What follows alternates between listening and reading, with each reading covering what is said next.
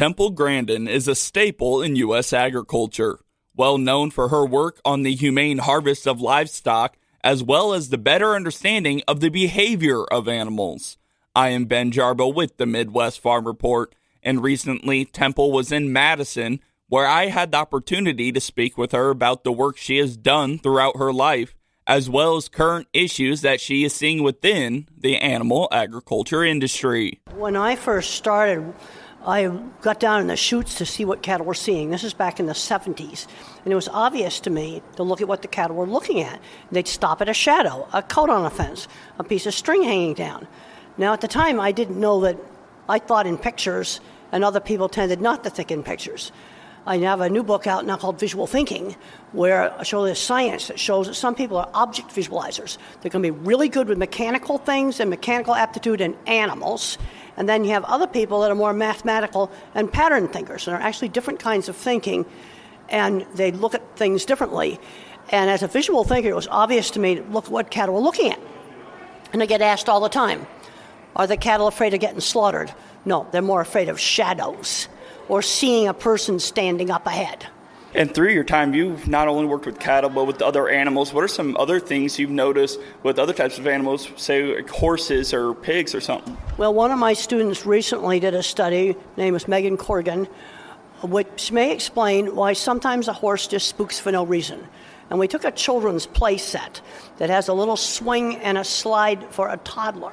Now, when you think about it, when you rotate that 90 degrees, that slide looks really, really different. So she walked horses past this little colorful children's play set until they no longer stopped, no longer looked at it.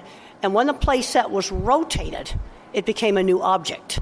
You see, we would look at it and go, it's a kid's toy. Horse doesn't know it's a kid's toy.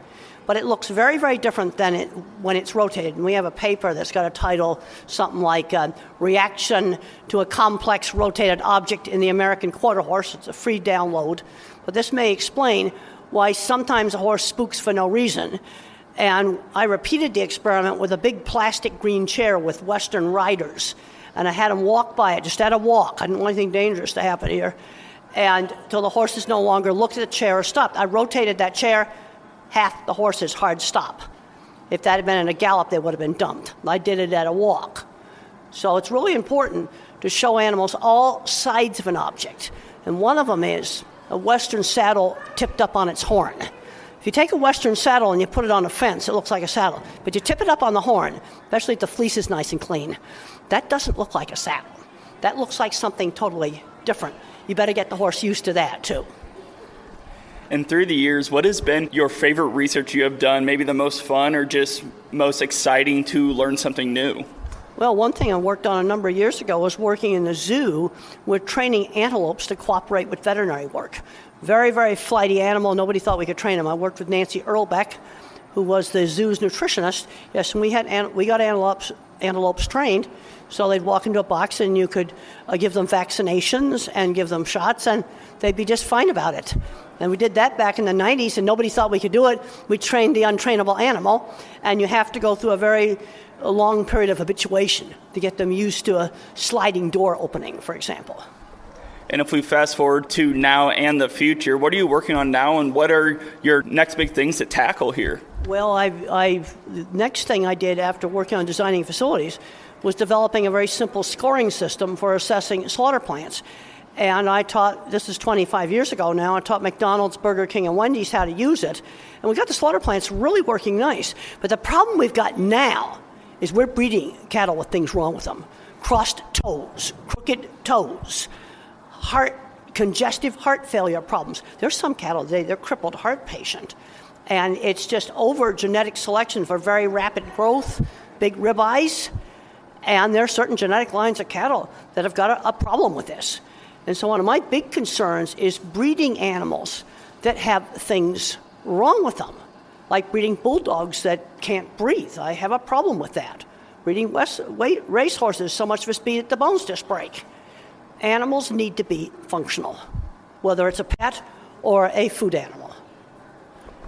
And to go along with that, what are you working on to show people that this is an issue and it is a bigger issue than some may believe? Well, the problem with some of these problems like the heart failure, it used to just be at high altitude. It slowly got worse. I call this bad becoming normal. The lameness slowly got worse. Problems with the bad leg conformation and bad foot conformation slowly got worse. It's kind of coming to a head right now. And we're going to have to back off on some of this genetic selection because 2,000 feet is not high altitude sickness anymore. And I don't care whether it's a pet or whether it's a farm animal, we need to be breeding animals that are functional. They can breathe, they can walk. Recently I saw a deformed leg from a naked dwarf cat. I'm going, why are we breeding things like that, where the leg joint just breaks? I've got problems with that. Well, before I let you go here, is there anything else that you'd like to let our listeners know, maybe either with your work or just anything about you that you want them to know? Well, I want to help students that think differently be successful. I'm very concerned about our object visualizers. We need their mechanical skills, but they're not very, very good at math. And I'm worried that we're screening out the people that can fix mechanical things. That's one of the things I'm working on right now. And I have a book that's titled Visual Thinking, The Hidden Gifts of People Who Think in Pictures, Patterns, and Abstractions, where I talk about the different kinds of thinkers.